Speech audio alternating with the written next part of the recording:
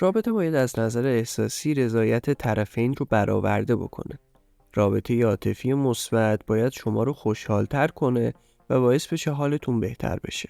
با این حال اگر رابطه‌ای باعث ناراحتی شما شد، ممکنه شما درگیر یه رابطه سمی شده باشید. توی این ویدیو 5 تا نشونه مهم رابطه سمی رو بهتون میگیم. 1. عدم اعتماد. یکی از علائم هشدار دهنده رابطه سمی عدم اعتماده. توی این روابط هر حرکت شما زیر سوال میره و نظرات شما اصلا اهمیتی نداره. چنین مواردی از عدم اعتماد متقابل ناشی میشه. وقتی شریک زندگی شما به شما اعتماد نداره، توی تمام مسائل زندگی شما دخالت میکنه و این دخالت‌های زیاد ممکنه شما رو خسته کنه. اعتماد پایه و اساس هر رابطه سالمیه و اگه اعتماد توی رابطه شما وجود نداشته باشه، شما وارد یک رابطه سمی شدی. شماره 2. بی احترامی کردن. احترام گذاشتن به همدیگه علامت یک رابطه سالمه. با این حال توی روابط سمی متوجه میشید که همسرتون از شما بی دلیل انتقاد میکنه یا به شما توهین میکنه.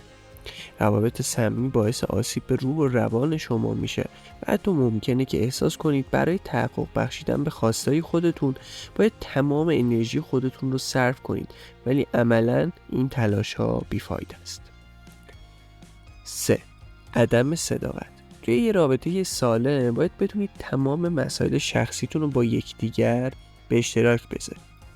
اگر هر کدوم از شما بهونه‌ها و دروغایی برای مخفی نگه داشتن از همدیگه پیدا کنید، پس به همدیگه اعتماد ندارید.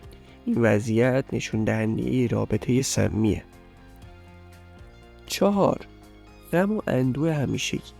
اشکالی نداره که گاهی غمگین بشید، اما اگر این غم دائمیه و شما رو به سمت افسردگی سوق میده، به نظر میرسه شریک زندگی شما فقط به ناراحتی های شما اضافه میکنه و برای بهبود این قضیه تلاشی نمیکنه.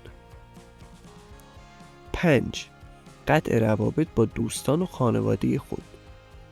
روابط سمی میتونن اونقدر طاقت فرسا باشن که شما مجبور بشید که دوستا و خانواده‌تون رو ترک بکنید و یا اونها رو نادیده بگیرید. اگه برای جلوگیری از درگیری با همسرتون روابط خودتون رو با دوستاتون و خانواده‌تون متوقف کردید، این نشونه یه رابطه سمی. توی کامنت ها لطفاً بهمون بگین دیگه چه علامت هایی برای رابطه های سمی میشناسید که ما اشاره بهشون نکردیم.